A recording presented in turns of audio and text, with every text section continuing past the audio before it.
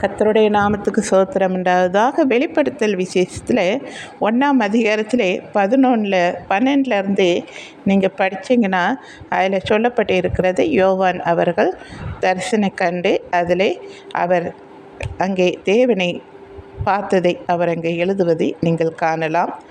அப்பொழுது என்னுடனே பேசின சத்தத்தை பார்க்க திரும்பினேன். திரும்பின போது 7 பொன் குத்து விளக்குகளையும் அந்த 7 குத்து விளக்குகளின் மத்தியிலே நீல அங்கி தரித்த மார்பருகே பொற்கச்சியை கட்டியிருந்த மனுஷகுமாரனுக்கு ஒப்பானவரையும் கண்டேன். அவருடைய சிரசும் மயிரும் வெண்பஞ்சை போலவும் உறைந்த மலையைப் போலவும் வெண்மையாயிருந்தது. அவருடைய கண்கள் அக்கினி ஜுவாலையைப் போல இருந்தது. அவருடைய பாதங்கள் உலைக்களத்தில் காய்ந்த பிரகாசமான வெண்கலம் போல இருந்தது.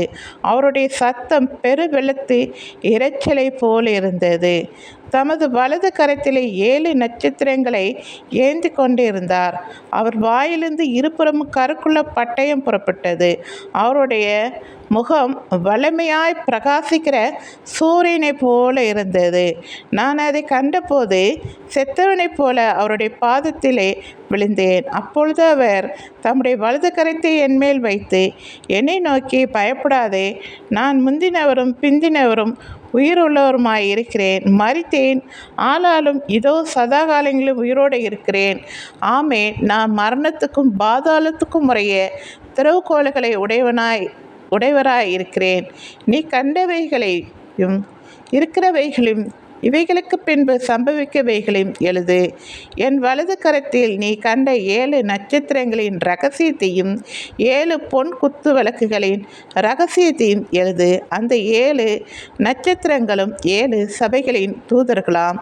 நீ கண்ட 7 குத்து விளக்குகளும் 7 சபைகளாம் என்று இங்கே சொல்லப்பட்டிருக்கிறது. அவர் எப்படி இருக்கிறாரா? ரொம்ப பிரகாசமாக, சூரியனை போல அவ்வளோ பிரகாசமாக இருக்காராம். அவர் கண்கள் அக்கினி ஜுவாலை போல இருக்கிறதாம். அப்பா, பார்க்கவே ரொம்ப ரொம்ப பயங்கரமாக இருக்கு இல்லையா? ஆனால் இதை பாருங்களேன், இந்த படத்தை பார்க்கும்போது எனக்கு இப்படி தான் இருந்திருப்பாரோ என்று தோன்றுச்சு. அதை தான் உங்களுக்கு நான் ஷேர் பண்ணியிருக்கிறேன். பிடிச்சிருந்தால் லைக் பண்ணுங்கள், மற்றவங்களுக்கும் ஷேர் பண்ணுங்கள். சரிங்களா? தேங்க்யூ.